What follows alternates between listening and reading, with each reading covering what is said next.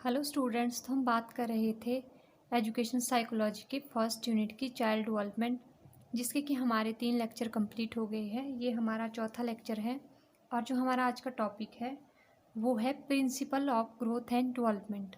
तो आज हम बात करेंगे कि ग्रोथ और जो डेवलपमेंट है उसके क्या क्या सिद्धांत है। तो हमने पहले ही बात कर ली है जो ग्रोथ है वो किस तरह का कंसेप्ट है।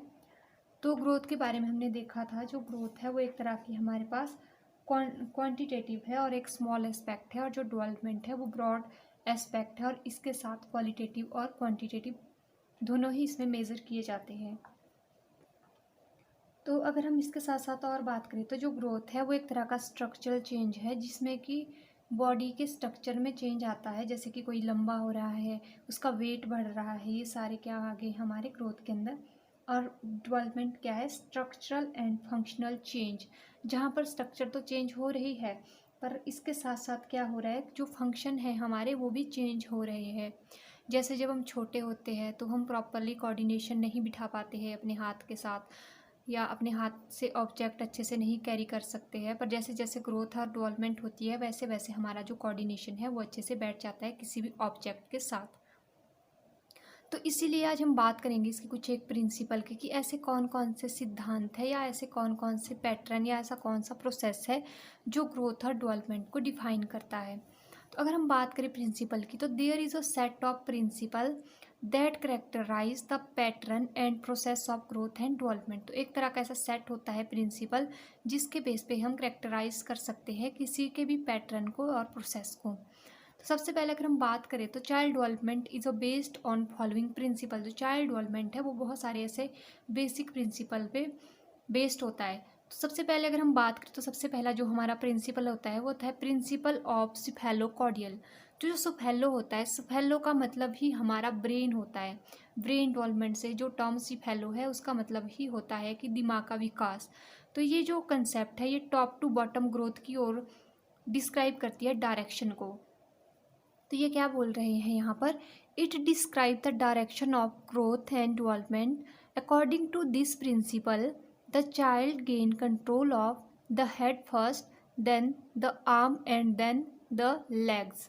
तो इसमें क्या बोल रहे हैं कि जो हमारा सिफेलोकॉर्डियल प्रिंसिपल है वो टॉप टू डाउन या टॉप टू बॉटम की ओर इशारा कर रहा है। तो ये डिस्क्राइब करता है डायरेक्शन की, ग्रोथ और जो डेवलपमेंट है उसकी डायरेक्शन कहाँ को है या उसकी कौन सी दिशा है।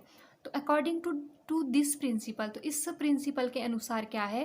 The child gain control of the head first. जो बच्चा है वो सबसे पहले कंट्रोल कहाँ करता है? अपने हेड पे, यानी कि अपने दिमाग पे। And then the arm and then the leg, और उसके बाद अपनी बाजू पे और उसके बाद लेग्स पे। तो अगर हम बात करें जो फर्स्ट के 2 मंथ अगर बच्चों की बात करें तो वो control of head and face movement वो क्या कर पाते हैं? सिर्फ और सिर्फ अपने हेड को कंट्रोल कर पाते हैं और इसके साथ साथ अपने फेशियल मूवमेंट को कंट्रोल कर पाते हैं। अगर हम नेक्स्ट फ्यू मंथ की बात करें तो बच्चा able to lift themself up by using their arm. तो उसके बाद बच्चा क्या कर पाता है कि अपनी जो आर्म है उनको वो लिफ्ट करने के लिए, मतलब उस उनको क्या कर देता है, वो आर्म का यूज़ करना शुरू कर देता है। नेक्स्ट है 6 to 12 मंथ का। अगर जो बच्चा है वो क्या कर देता है? Start to gain leg control, able to crawl, stand and walk.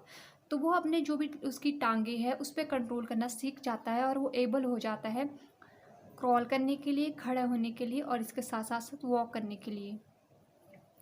तो नेक्स्ट अगर हम बात करें सेकंड प्रिंसिपल की, तो सेकंड प्रिंसिपल है प्रिंसिपल ऑफ प्रॉक्सिमो डिस्टल। तो ये प्रॉक्सिमो डिस्टल का मतलब होता है centre to the outward of the body. यानी मान लो ये सेंटर है, स्पाइनल कॉर्ड है या रीढ़ की हड्डी है, तो यहाँ से बाहर की ओर जैसे कि बाजू हो गई, फिंगर्स हो गई, लेग्स हो गई, टोज हो गए, ये सारी चीज़ें कैसे डेवलप होती है? सेंटर टू या बोल सकते हैं आउटवर्ड ग्रोथ होती है इसमें। ठीक है। नेक्स्ट अगर हम बात करें तो वो है principle of general to specific. यानी कि बच्चा पहले जर्नल चीज़ें करेगा, उसके बाद स्पेसिफिक मतलब कि होल टू पार्ट जाएगा। पहले बड़े ऑब्जेक्ट को कैरी करेगा और उसके बाद छोटे ऑब्जेक्ट को कैरी करेगा। जैसे कि पहले उसका कोऑर्डिनेशन फिंगर के साथ अच्छा नहीं होता है तो वो बॉल को कैरी करेगा, और नेक्स्ट उसके बाद वो पेंसिल को कैरी करेगा, क्योंकि वहाँ पर फिंगर और जो हैंड है उसका कोऑर्डिनेशन बाद में बैठता है बच्चों के अंदर। और इसके साथ सिंपल टू कॉम्प्लेक्स भी यही हुआ कि पहले सिंपल चीज़ों को करेगा उसके बाद कॉम्प्लेक्स चीज़ों को करेगा। नेक्स्ट अगर हम बात करें तो नेक्स्ट है हमारा there are individual rate of growth and development. ये भी एक तरह का प्रिंसिपल है कि जो रेट है उनकी ग्रोथ का या डेवलपमेंट का, वो क्या होता है, इंडिविजुअल होता है, कि हर एक जो भी बच्चा है उसका डिफरेंट डिफरेंट होता है। पर इसमें एक बात है कि जो पैटर्न और सीक्वेंस होगा बच्चों का वो सेम होगा, बट जो रेट होगा वही डिफरेंट होगा। पैटर्न का मतलब कि मतलब ग्रोथ, जैसे कि सबसे पहले बच्चा क्या करेगा, क्रॉल करेगा, फिर स्टैंड करेगा, फिर वॉक करेगा, इस तरह से। तो ये क्या होगा, हर बच्चे में एक जैसा होगा, पर टाइम इसमें क्या होगा, डिफरेंट डिफरेंट होगा। जैसे कई बच्चे 1 साल में ये सारी चीज़ें करना शुरू कर देते हैं, कई 1.5 साल में, या फिर कई 2 साल का टाइम भी ले लेते हैं, या कई 3 साल का टाइम भी ले लेंगे। तो ये क्या हो गया, इसका जो पैटर्न और सीक्वेंस है वो तो सेम है, पर जो इसकी रेट है उनकी वृद्धि की वो डिफरेंट है। नेक्स्ट है कॉन्टिन्यूस प्रोसेस। तो जो बर्थ से लेके डेथ तक जितने भी हमारे फेज होते हैं उसमें ग्रोथ और डेवलपमेंट होती रहती है। तो ये एक तरह का क्या है, कॉन्टिन्यूस प्रोसेस है। ऐसा नहीं होता है कि मान लो कि अभी बच्चा बढ़ा 2 साल तक, फिर 2 साल के बाद उसने 2 साल बढ़ना ख़त्म कर दिया और फिर अगले 2 साल वो फिर से बढ़ने लगा। तो ये एक कॉन्टिन्यूस प्रोसेस है। तो मतलब कि बच्चा हमेशा बढ़ता रहेगा, मतलब वो फिज़िकली भी फिज़िकली तो चलो एक टाइम तक ही होगा, पर मेंटली और इमोशनली जो उसकी ग्रोथ होगी वो हमेशा कॉन्टिन्यूस रहती है, और उसकी जो डेवलपमेंट है वो कॉन्टिन्यूस रहती है। और प्रिंसिपल ऑफ कोऑर्डिनेशन और इंटीग्रेशन, ये हमने पहले भी बात कर दी कि कोऑर्डिनेट और इंटीग्रेशन, वो कोऑर्डिनेट बिठाना शुरू कर देगा।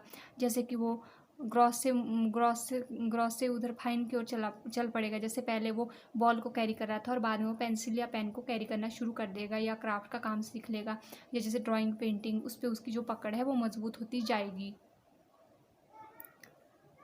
नेक्स्ट जो है वो है principle of inter relation. Inter relation का मतलब है कि ये आपस में इंटर रिलेट करेगा। जैसे अगर उसकी कग्निशन डेवलपमेंट हो रही है तो उसके साथ साथ उसकी साइकोमोटर और सोशल डेवलपमेंट भी होगी।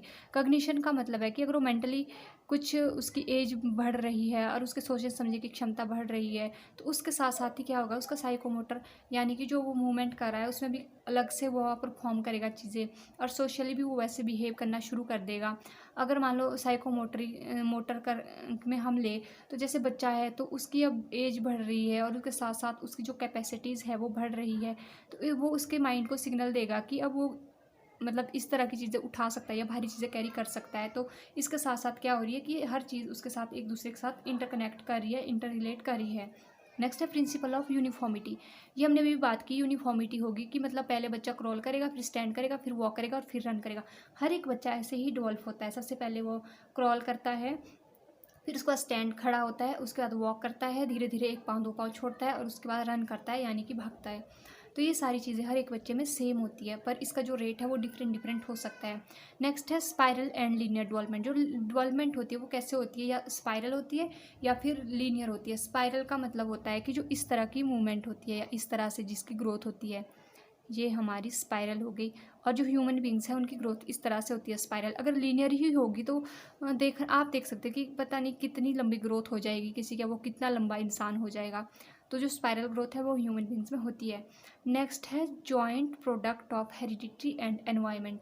तो जो डेवलपमेंट एंड ग्रोथ है वो किसका प्रोडक्ट है, हेरिडिटी और एनवायरनमेंट का। हेरिडिटी मतलब जो पेरेंट्स से कुछ उनके अंदर आनुवंशिक गुण आ रहे हैं, और साथ ही साथ वो कैसे एनवायरनमेंट में रह रहा है वो इम्पैक्ट करता है हर इंसान की ग्रोथ को।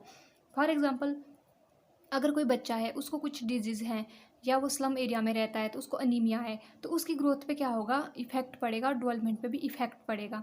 तो वो क्या है, उसका एनवायरनमेंट वैसा है। अगर हेरिडिटी की बात करें तो अगर किसी के पेरेंट्स को कुछ डिजीज़ है और वो ट्रांसफ़र होकर उसके बच्चों में चले जाए, तो बच्चों की ग्रोथ कहाँ वहाँ पर क्या होगी, इफ़ेक्ट होगी। या देखो किसी के पेरेंट्स का विज़न कमज़ोर होता है या हार्ट डिजीज़ होती है, तो इस तरह की डिजीज़ क्या होती है, चांसेस होते हैं कि आगे जाकर फर्दर उनके जो चाइल्ड हो गए उनमें भी होगी। तो ये क्या करेगी, बच्चों को इफ़ेक्ट करेगी।